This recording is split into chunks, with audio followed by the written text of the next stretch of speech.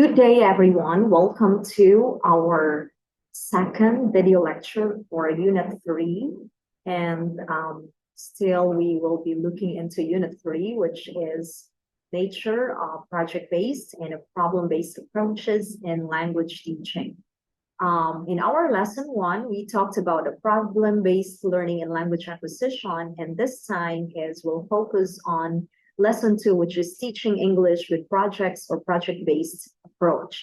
So I know you guys are all ready. Thus, I am going now to bring you to our lesson 2, which is looking into the project-based learning. Allow me to share my screen this time so we can access the PowerPoint presentation. Okay, so this is project-based. This is our project-based learning, teaching English with a projects or project-based approach. Now, let's put it into presentation mode. All right.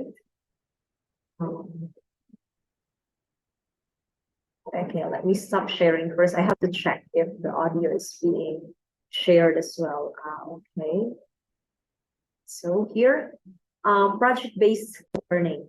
Now, before we look in deep, in deeper sense or in deeper level, what project-based approach, what project-based learning is, let's try to look at first a video. Okay, a video about project-based learning. Today, we're going to start a new project. Teachers and their students have been doing projects since forever. More and more are doing project-based learning. So what's the difference? That's a great question. Let's start off by reviewing. Projects are typically limited in scope and duration. Okay, so more and more nowadays are already engaged or doing the project-based learning. They're a good way for students to work with content they've already learned. Flip to the paper that says sundial. In project-based learning, students learn through the project. Okay, students here learn class through projects. So we give them project, they learned, and project-based learning, also known as the PBL. So this is the acronym of it. And let's Stay. They address a real-world problem, a driving question, one that can't be Googled and has no single right answer. Okay, addressing a problem and question as well, a driving question in order for us to come up with a solution. So this is also very similar with the problem-based learning that like they kind of overlap, because if we say project-based, we also look into a specific situation or a problem, and then we come up with a solution. We were talking about how can we prepare for Atlanta's change in weather. Students have voice and choice in PBL, some input into how they'll answer the driving question. Does anybody think they might have some ideas? So they gain ownership of their learning. So those questions led to our investigation. They collaborate in a process of sustained inquiry, lasting more than a few days. We've got a whole lot of work to do. They reflect on their learning through discussions, formative assessments, and critiques of their peers' work. We are going to take a look at one of your friends' work today. And then revise their work based on those reflections. No, that's cheap. Okay, there we go. We got it. You can The final product is shared with an audience beyond the classroom. Maybe that's professionals in a related field. I appreciated how thoughtfully you responded. Or it could be the kids in the class next door.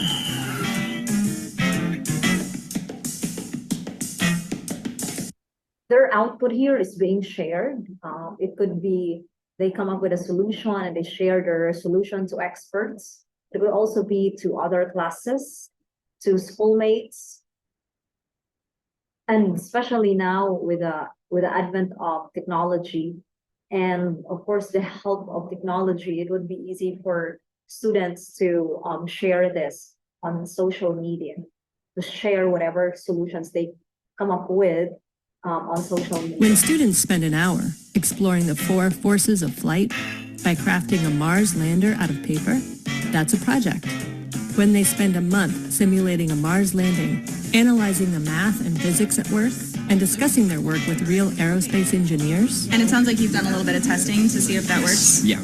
That's project-based learning. Capiche? Research shows that rigorous PBL can result in higher engagement and deeper content knowledge. You're rocking it. Keep it up, okay? Okay, so this is just like an overview about project-based learning, or the PBL. And this time, let's take a look at what is project-based learning. It is an educational and learning strategy, and it's actually a structure in which learners, they construct subject understanding and skills to answer to a driving question or topic, which of course we base it in real world problem. So the demand of the world, difficulty and worry. So they don't just use a superficial problem, but it is a problem, a type of problem that they can see or that exists in real world, and we let them do something. Then this is a sort of their project. So the end product here, or the outcome, would be a solution to that problem. So the PBL is performed usually in groups and of course collaboratively. So we allow your students to collaborate or work with their peers. And it incorporates a wide range of employability because the PBL would allow the students critical thinking, collaboration, and at the same time innovation be honed. Why? Because of course they would identify or look at a specific problem, and then they would do some sustained inquiry. They would inquire or do research about the problem or about a driving question, and then collaborating. Everything should be done in group or should be done with the peers, so they collaborate with each other. And finally, they have to come up with a solution, and that is an innovation. Now, it improves, of course, students' choices and engagement, as well as they will be curious. And students here they have ownership of their learning.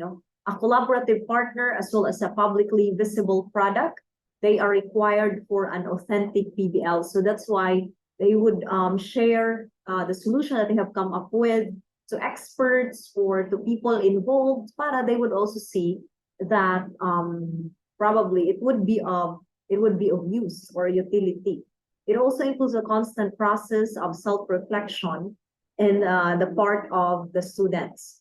And then PBL assists students in developing skills for living in a knowledge-based or the high-tech society. Now, the previous methodology of passively acquiring information and repeating them devoid of reference is actually no longer enough to educate kids for today's society. So the 21st century now really demands so much skills from the learners. So it's not just enough that the learners know specific skills, but they have to really know those skills that are required or that are demanded by this, this era. So one of the approaches that would allow the learners to hone their critical thinking, innovation, their collaborative or collaboration, and even creativity is, of course, the PBL or the project-based learning. Now, learners must have both basics. So the learners should possess the basic literacy or skills, the reading, writing, and the mathematics, and 21st century abilities to solve very complicated situations. And we could see here, they have teamwork, they do problem solving, or the student has a skill to solve a problem, to manage time, and to utilize the high-tech tools, because the problems that we have now also require us to use the existing tools, not just not utilizing them, because they are made available for people to use to solve their problems. Learners become the managers and supervisors of their learning process. That's why they would be able to feel ownership of their learning. And then, of course, they are directed, supervised, and facilitated by the instructor, by the professional instructor. Hello, and welcome to Teachings and Education, Project-Based Learning. Capture your students' attention with real-world problem. Project-based learning is often abbreviated to the acronym PBL, which will be used throughout the video. So, why should educators use PBL in their classroom. Projects are often assessed through presentations. Having students present more often helps students develop better communication skills. Many times, project assignments allow students to work with their hands and complete tasks. It's important for them to have developed some of these 21st century life skills. Projects are assigned as group activities. Being able to work with others is a necessary component of countless fields of work. PBL really comes in handy for those situations where students are just plain old bored of lectures. The best part of PBL is that it increases student engagement. Students will actually enjoy working on these projects and be much more pleasant while working. Who is PBL meant for? Now, it can be used for any student. However, it is most effective on certain types of students. At-risk students benefit the most from project-based learning. These students obviously struggle with typical classroom learning. PBL can be used for many different classes, but PBL is most prevalent in social studies, science classes, and art classes as well. One common misconception is that project-based learning is only meant for upper grade level courses. However, PBL may be incorporated from grades kindergarten through 12th grade. Okay, so the PBL or the project-based learning of obviously class, it actually also allows the learners to be inquisitive or to be observant of what they have seen, no, what is happening in the world. So they would be a somebody or a kind of students who would be checking or looking into what is happening and how they could be able to contribute to a solution to a problem of the community. So oftentimes the PBL is used in art classes, science class, social studies class, but obviously also even in language class or English class, because if you are teaching language or if you are an English language teacher, it would be easier for you to incorporate a lot of disciplines in your topic. And it's awesome. It's how PBL would get in. You could touch a specific discipline, a specific topic about science, because after all, the target language or the language being used to discuss about the most of the disciplines are, of course, in English. So how to implement PBL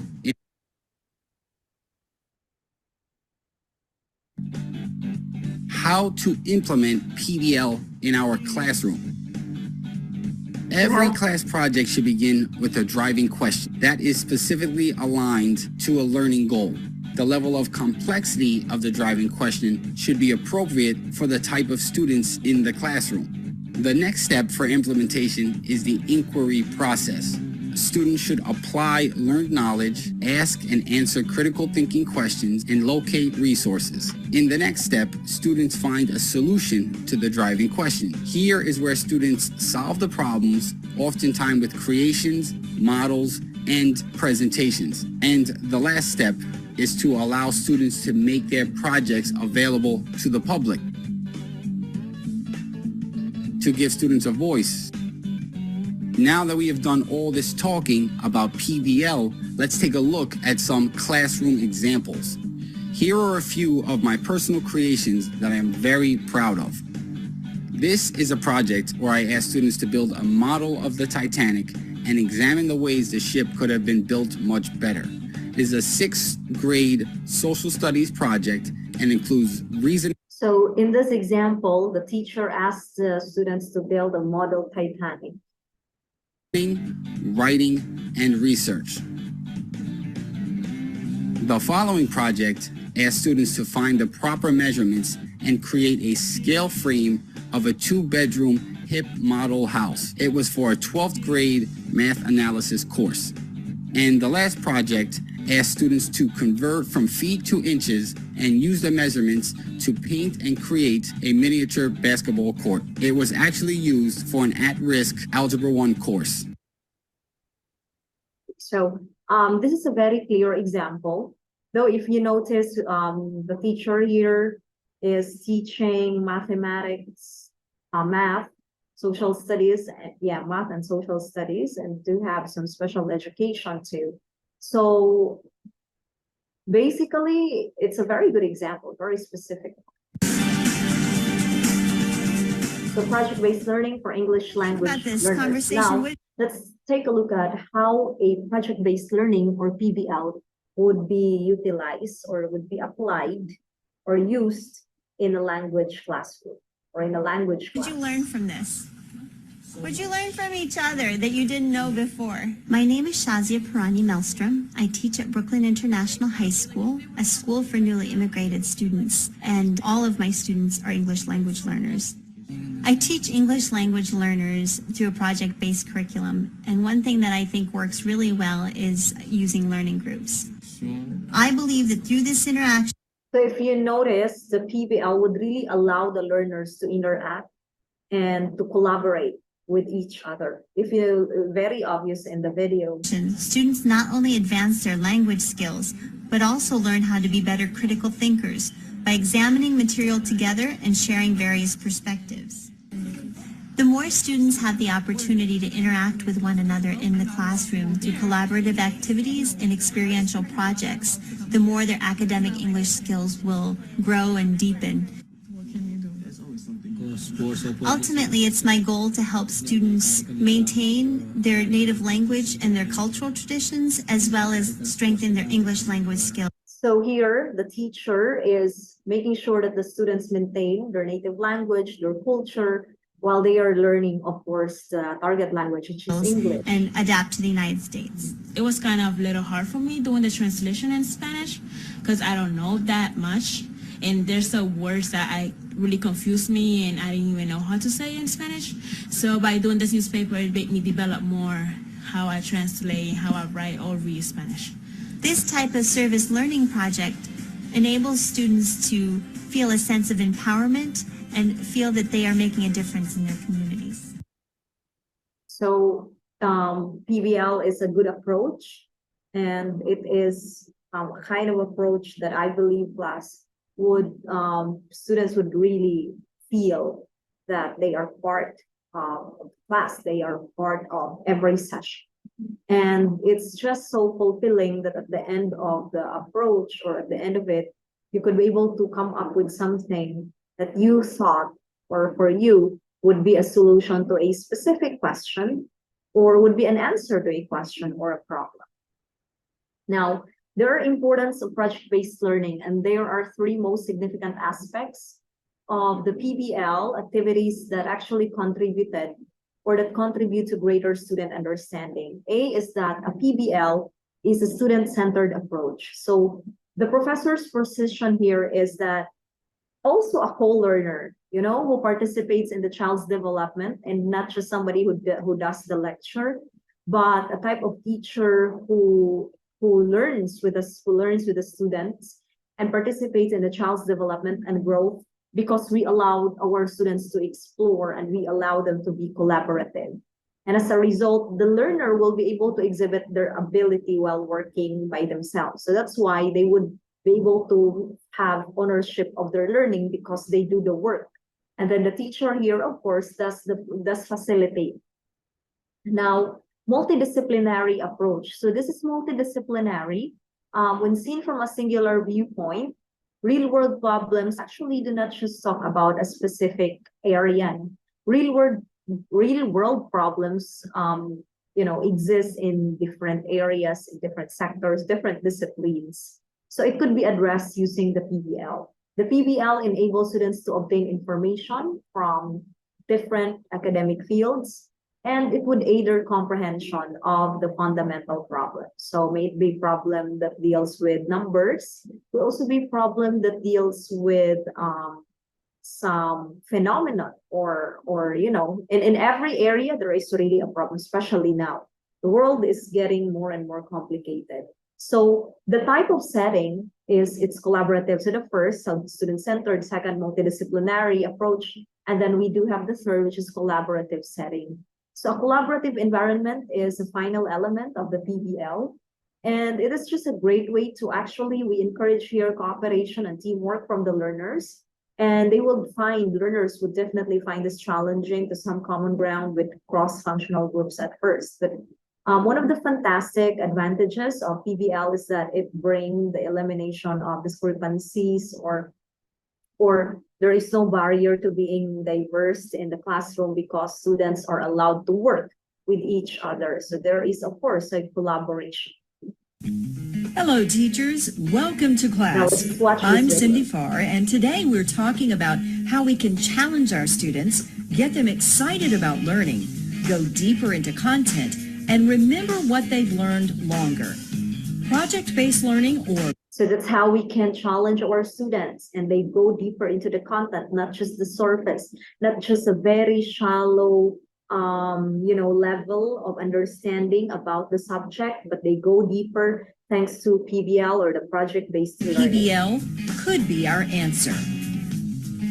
Research shows that PBL, compared with traditional teaching methods, does increase student engagement, deeper knowledge, and knowledge retention. PBL, as defined by Edutopia, is a dynamic classroom approach. So PBL is a dynamic classroom approach in which students actively explore real-world problems and challenges and acquire a deeper knowledge. PBL may sound new, but its roots go all the way back to the late 1600s. That's when the idea of teaching using projects emerged as an educational movement in architecture and engineering. So it may sound new probably to us here, but it's not actually a new thing. It started in 1600s, of course, architecture and engineering. Foundations are also related to the theory of constructivism, in which students have an active role in their learning. So what does PBL look like in today's classroom? For the answer, we turn to the Buck Institute for Education, or BIE, a nonprofit organization helping teachers prepare students for successful lives by showing them how to use project-based learning. The BIE website describes the 3 essential components of what it calls gold standard PBL. First, student learning goals. That includes knowledge of content standards and the ability to apply that knowledge to the real world using 21st century skills. Okay, we have gold standard PBL, student learning goals, content standards, the application, and of course the 21st century skills. The second component is essential project design elements, beginning with an engaging problem or driving question like, how can we improve our school recycling system to reduce waste? So it's a very good question, right? How can we improve our school's recycling system? So it doesn't have to be really a very huge problem. Class students could even start a problem that they notice in the school or in the campus, so that they could provide solution, and they could help the administration, and they could help everybody else, in the classroom or in the school. Other design elements of PBL include an authentic or real-world application, such as improving a local park, and student voice, meaning that students care more about their projects if they have a voice in choosing them, and reflection to help students and teachers think about the approach to the next assignment. Then comes critique and revision. Students give and receive feedback. And so one of the elements is essential project design elements, critique and revision. Finally, a public product. Because when students share their products within or outside the school community, it encourages higher quality work. And the third component of gold standard PBL is project-based teaching practices. That's right, here's your part. Design and plan, align the assignment to standards, build the culture which promotes student independence and growth. Then manage the activities with checkpoints and deadlines. Scaffold student learning with tools and strategies to help kids reach their goals. Assess student learning using formative and summative assessments. And finally, engage and coach students. What we're really talking about is a transformation of the traditional classroom as the teacher changes roles from the often quoted sage on the stage to guide on the side. But this change isn't always easy. According to the Buck Institute, One of the biggest hurdles for many teachers is the need to give up some degree of control over the classroom and trust in their students. So you have to definitely give up a certain degree, and then we have to trust our students, which is true.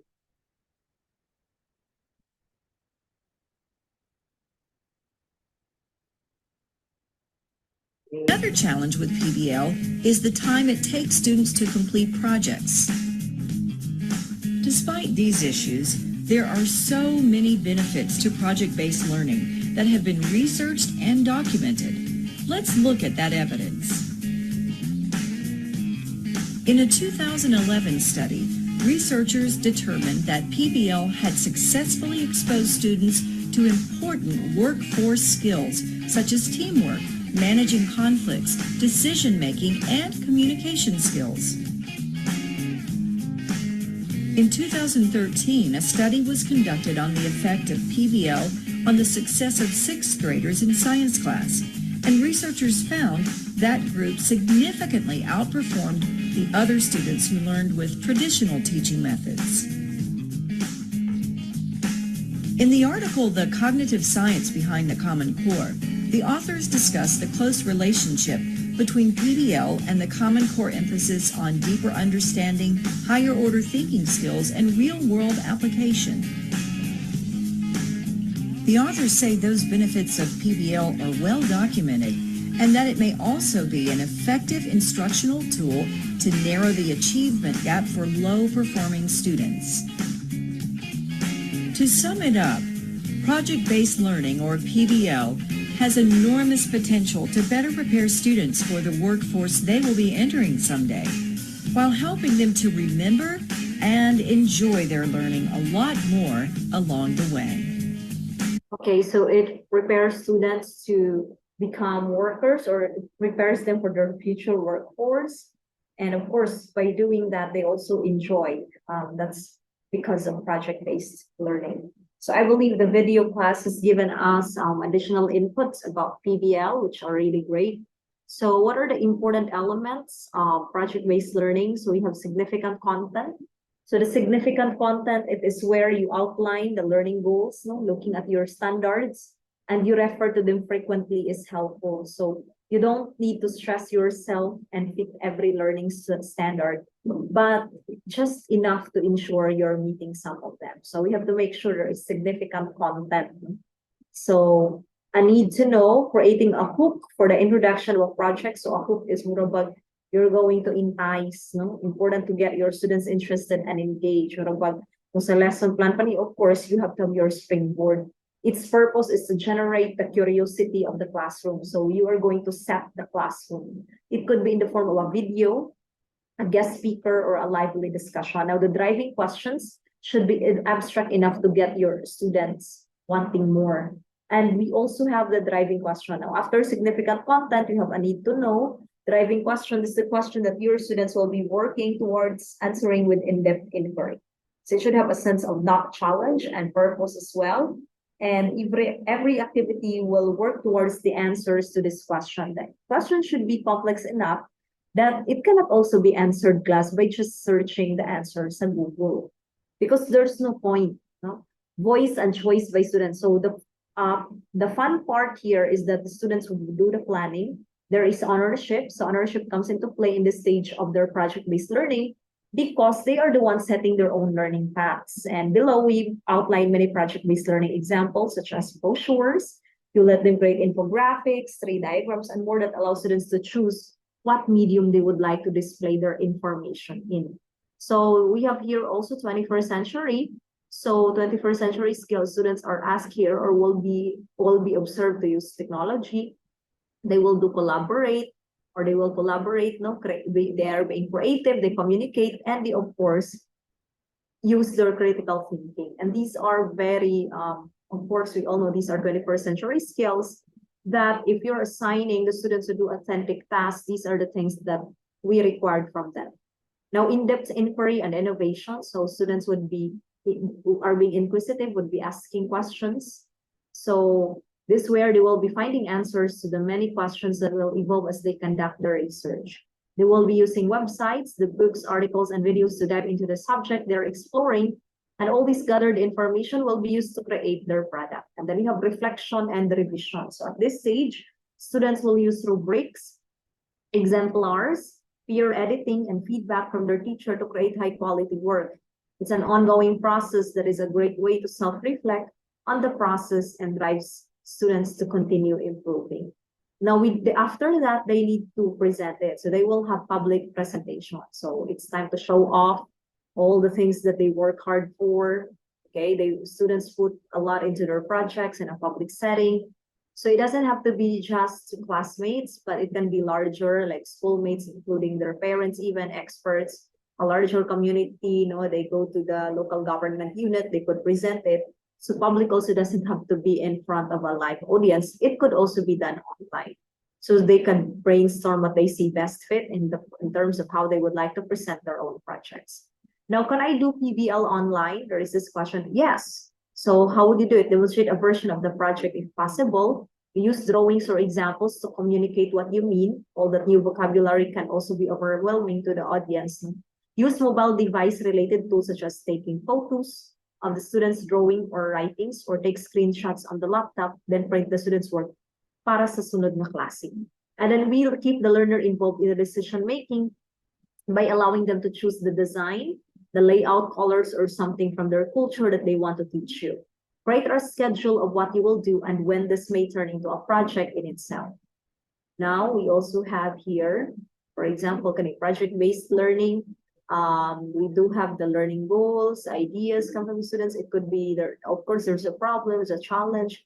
We also need to look into time frame, and students would inquire. This is also an authentic task. The students have the voice and choice. They do self-reflection. They use their critical thinking. We do let them revise and criticize or critique. And then after that, there will be the public audience or presentation. So this is like we start with the learning goals, and then they have the ideation phase, and then they would ask questions or problems. Then the time frame, so how long, inquiry, it is authentic, voice and choice, reflection, critique, revision, and then public audience or presentation. Now, the core practices of project-based teaching are the following. These are disciplinary, so multidisciplinary in a way, and then authentic, interactive, and collaborative. So elicit for the disciplinary, elicit higher order thinking, orient students to subject area content, and also engage students in disciplinary practices. For authentic, support students to build personal connections to the work and support students to make a contribution as well to the world. Now, interactive, support students to reflect, to do reflection and revision. We support students to give and receive feedback, track student progress, and provide feedback. For collaborative, support students to make choices and support students to collaborate. We have here also benefits of project-based learning, or the advantages, the advantages of continuous learning. So when working on projects, students may encounter a slew of issues, but only regular practice and learning may help them overcome the obstacles. So of course, on PBL, it would also require time. PBL encourages pupils to face the truth with far more confidence, much like real-life circumstances where ambiguity is unavoidable. A person can absorb all of the information in a topic, but what he or she applies is what counts in the end. So PBL empowers students to take charge of their learning, putting students on the road to becoming lifelong learners, and adapts to a variety of learning styles. And every kid possesses a unique set of talents and abilities, as what is being mentioned previously. The PBL allows students to explore while also requiring a great deal of application. So they explore and at the same time they apply. So furthermore, PBL gives pupils the freedom to address an issue using their learning approaches. So they address issue and then we use the learning approaches. Second is evaluation of the student. So exams are a convenient means of evaluating performance, although they are not necessarily the best option. But examinations can make students assess their information, yet they would not be enough to help them retain it. But if you would use PBL, it requires students to not only remember material, but it's really fantastic because they would use it and assess its relevance in our real world situations. It's more meaningful. PBL enables instructors to conduct assessments while also assisting students in their development. And this results in very important feedback, allowing them to improve their abilities and most importantly, stay involved in the class. And then develop real-world abilities. So another important aspect of project-based learning, PBL, is that it facilitates strong communication abilities. So students would be, of course, communicating. So it enables a learner to approach an open-ended issue in a variety of ways. So this method aids in the development of a variety of abilities, including critical thinking, collaboration, and problem solving. And as a result, these skills are not limited by the four walls of the classroom. The students may use them to solve difficulties in a variety of educational courses, including in real-life circumstances. And then we do have here make intrinsic rewards a priority. So the fostering of intrinsic rewards is the final advantage of PBL. The benefits of PBL are far broader than simply receiving an A on an exam. So students gain self-esteem by addressing a real-world challenge, such as answering a puzzle, proposing a business proposal, or coming up with creative solutions. Now, we do have here example of using project-based learning for teaching English online. So describing a kid's newspaper in his home country. PBL, no? Creativity, critical thinking, collaboration, and then, of course, ownership. That is when the idea of integrating PBL in the online English lesson involves. So we are going to have here a question that we investigate.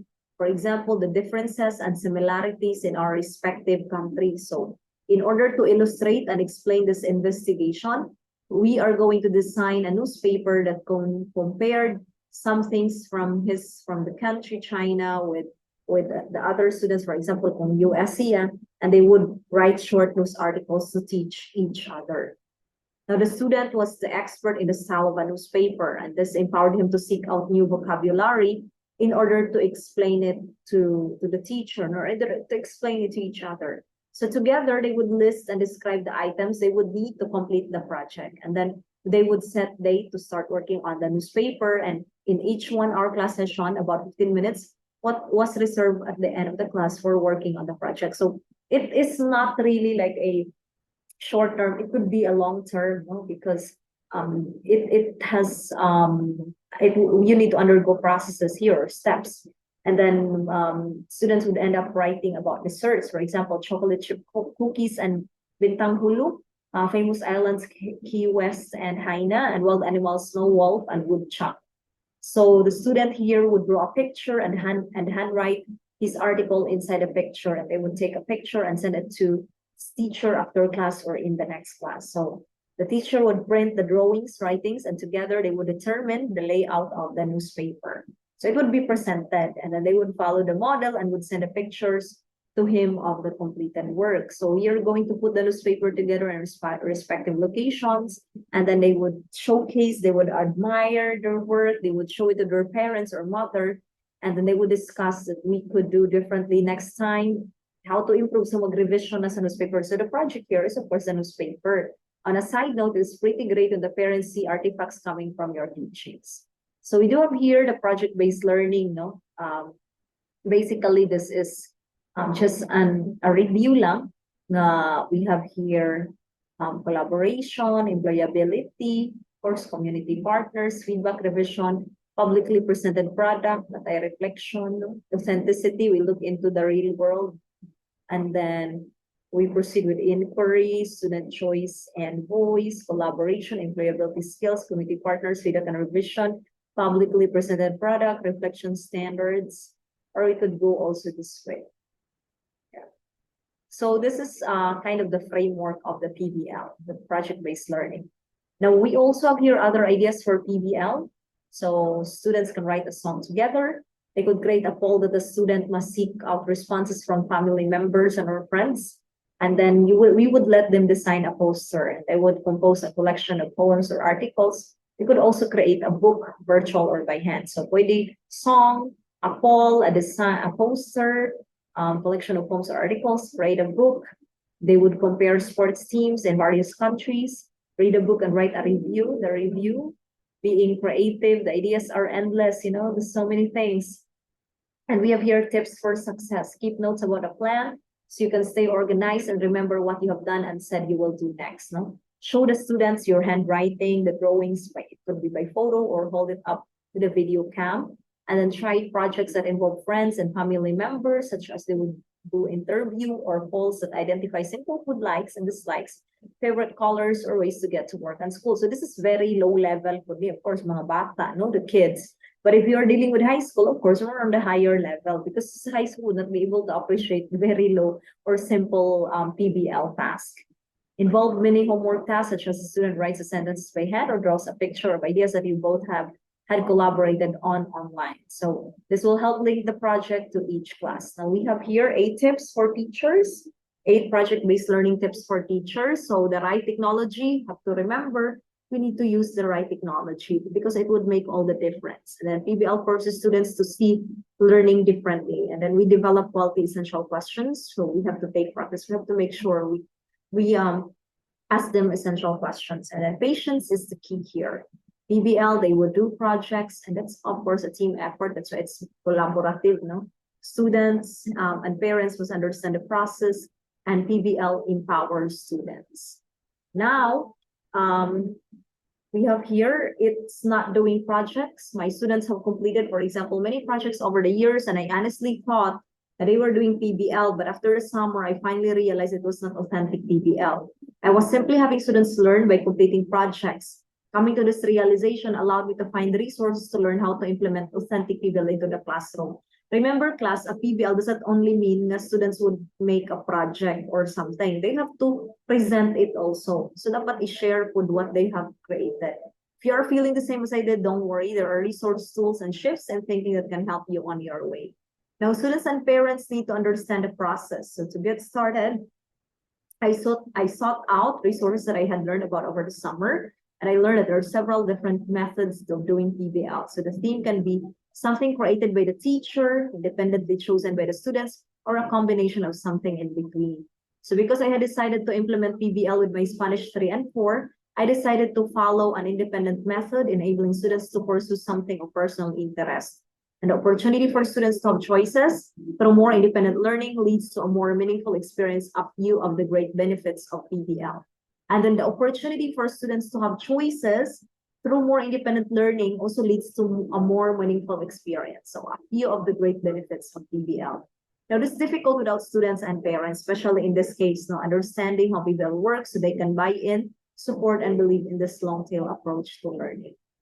So remember also, class, the right technology can make all the difference. So of course, if you have the right technology that you utilize, it would be so much better, no?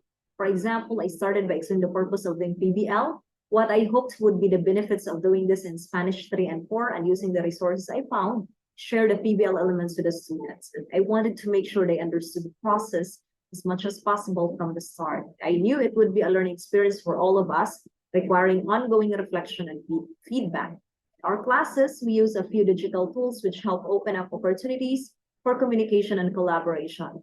In their case, they use Edmodo for our classroom website, messaging apps, and have also used tools such as KidBlog for blogging and writing reflections, and Flipgrid for video responses. Now, we also make sure we develop quality essential questions that takes practice.